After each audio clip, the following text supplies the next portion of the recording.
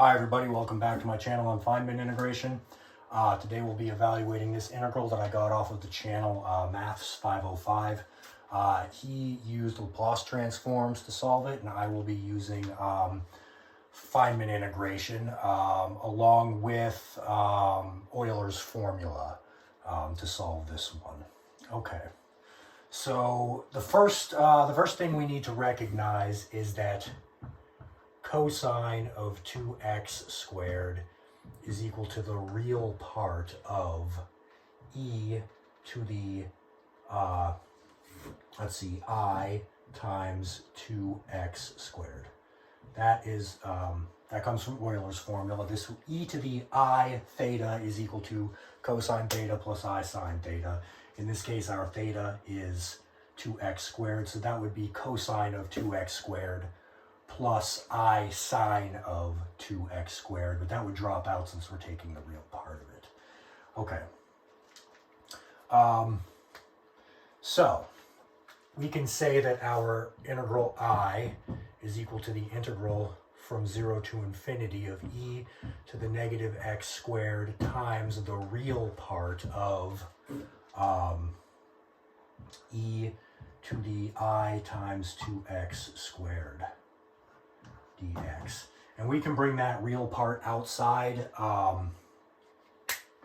because taking this and then multiplying it by this would give you something plus I times something, and then the I would drop out. So we can actually we can take the real part right outside the integral in this case. All right, and then we can use the properties of exponents to basically make this a negative x squared plus I times 2x squared. And we'd still have the dx, so let me write that a little bit neater, plus I times 2x squared dx. All right. So those two statements are equivalent. If this is true, then this is also true. All right. So we're going to clean this up a little bit. We'll make that I is equal to the real part of the integral from 0 to infinity of e to the negative x squared, and then times 1 minus 2i. Right, because we'd still have the negative x squared, and we'd have a positive 2ix squared. All right, so I'll rewrite this over here.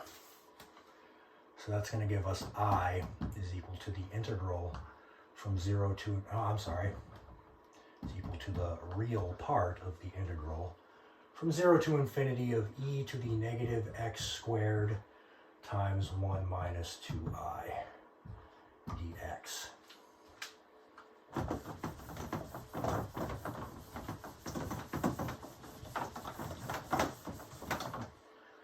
Okay, now we're going to create a function of t to start using our Feynman integration. So we'll create a function of t that's equal to, we're not going to take the real part of anything right now. We're just going to set it equal to the plain old integral from 0 to infinity of e to the negative t times x squared dx. Okay. And then we'll note that if we evaluate our function at the point 1, we'll get the square root of pi over 2. And I'm not going to go over why that's true. That's just half the Gaussian integral. You can look that up almost anywhere online and find good proofs for it using polar coordinates. Or I even have a proof on that uses Feynman integration if you'd like to just take it all the way with Feynman integration. The next thing we're going to note is that if we evaluate our function at the point 1 minus 2i, we'll get this. And then if we take the real part of it, we will recover our original integral I. Okay. So now continuing with the Feynman integration, we will take f prime of t. F prime of t is going to give us this. it's going to be equal to negative integral 0 to infinity of x squared times e to the negative tx squared dx. That's using the Leibniz rule for differentiation under the integral sign, where we can take a derivative of this function of t directly by taking the partial with respect to t of the integrand. And this is what you get if you do that. Okay. The next thing we're going to do is we're going to make the substitution that t x squared is equal to u. And then if we continue along with this, we get that we will find that dx is equal to 1 over the square root of t. I'm sorry, the square root of, you know, I'm going to do this all out in my head here on the board instead of looking at my notes. Okay. So we made the substitution that tx squared is equal to u, because I don't like that tx squared there. I want that to just be negative something. All right, taking a square root on both sides, we get that the square root of t times x is equal to the square root of u.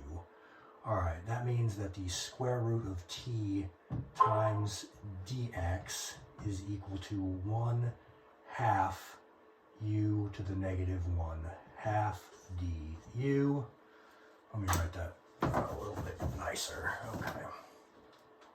We're going to get that the square root of t dx is equal to 1/2 u to the negative 1/2. And then we'll bring this over as a 1/2 square root of t. 1/2 square root of t. All right, and then of course du. And I believe that's what I got here. Yeah, and dx is equal to 1 over the square root of t.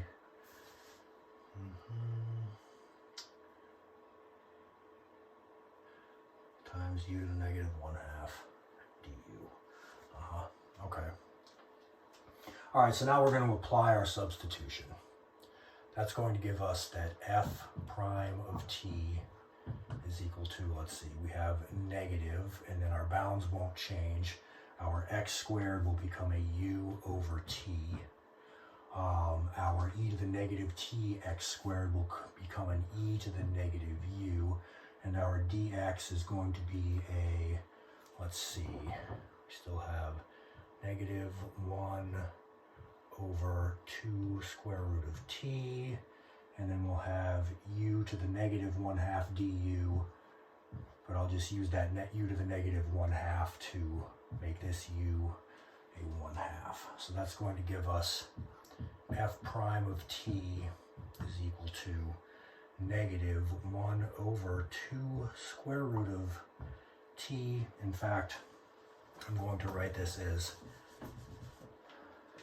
negative 1/2, and then we'll combine these t's to make that a t to the negative 3/2, t to the negative 3/2.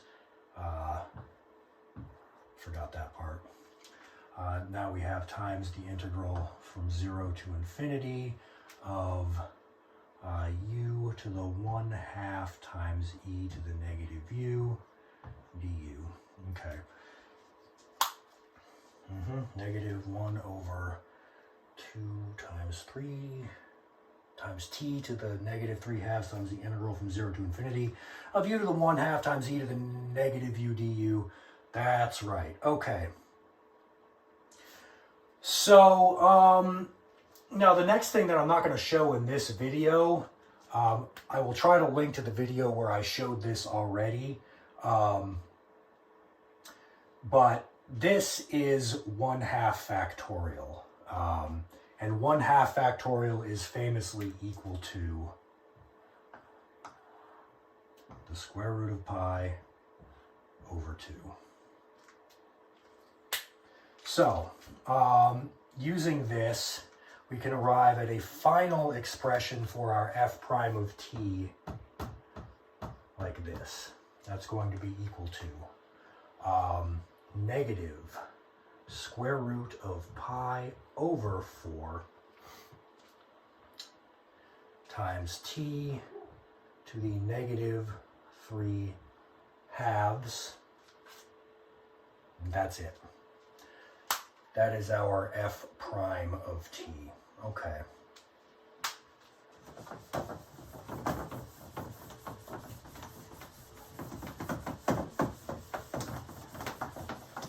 Well, if that's our f prime of t, then integrating both sides will give us our f of t. So, f of t is equal to, let's see, we're going to get negative square root of pi over 4 times t to the, let's see, we add 1 to the exponent, giving us a negative 1/2, and then it would be over negative 1/2. In other words, times 2. So we'll get rid of that negative sign and multiply the whole thing by 2. I believe this is our expression for f of t. And let's see, yeah, that's correct. And then we can easily get rid of this c by recognizing this right here, that if we evaluate our function of t at the point 1, we get square root of pi over 2. So plugging in 1 for our t here will make this go away. So we would have square root of pi over 2 is equal to square root of pi over 2 plus c. Therefore, c is equal to 0. And we can just get rid of it. All right. There is our f of t. So, all right. Now all we have to do is evaluate it at 1 minus 2i. Take the real part of it, and we're done. So what do we get if we evaluate this at the point 1 minus 2i? Let's see. We would get square root of pi over 2 times 1 minus 2i to the negative 1/2. All right, now if we took the real part of this, we would have our I, but we're not quite there yet. This is still, well, we need to figure out what the real part of this is. So what's another way to write 1 minus 2i? Well, if you have worked with complex numbers at all, you know that if this is the imaginary axis and this is the real axis, we would have 1 and then minus 2i. So we'd have a point right there, and its magnitude would be the square root of 5, because this magnitude is 1 and this magnitude is negative 2. That is just the hypotenuse of a right triangle with sides 1 and 2. So that would be 2 squared, which is 4, plus 1 squared, 5, square root it, you get square root of 5. So that's going to be the magnitude of our complex value. So I'll write that in there right now. The magnitude of our complex number is going to be the square root of 5. And now we need to figure out what we're going to have e to the I something. The something is that angle right there. Well, that's going to be the tangent of negative 2. But the tangent of negative 2 is the same as the tangent of 2. So that's just going to be, I'm sorry, that would be arctangent of 2.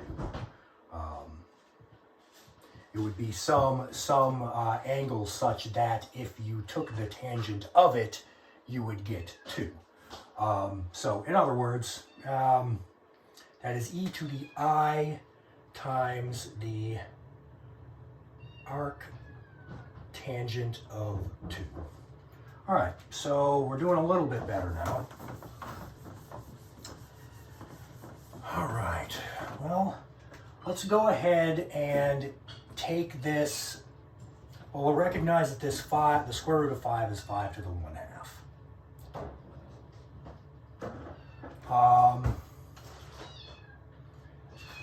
Now let's bring this negative sign inside using the properties of exponents. So we'd have 5 to the negative 1/2 times e to the negative I arctangent 2.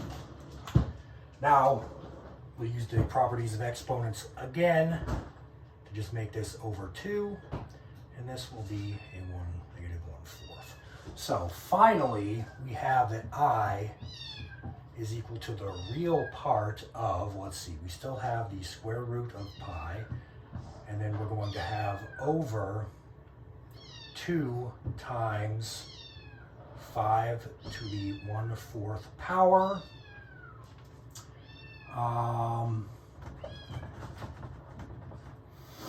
Already took care of that. And then we'll have times e to the negative I arc tangent 2 over 2. So it's the real part of this thing. Well, the real part of this thing is going to be cosine of negative arc tangent 2 over 2 from Euler's formula. But cosine is an even function, so cosine of negative something is cosine of the positive something. In other words, cosine negative x is equal to cosine x. So the real part of this, if you took the real part of this e to the negative I arc tangent 2 over 2 would simply become the cosine of the arc tangent of 2 over 2.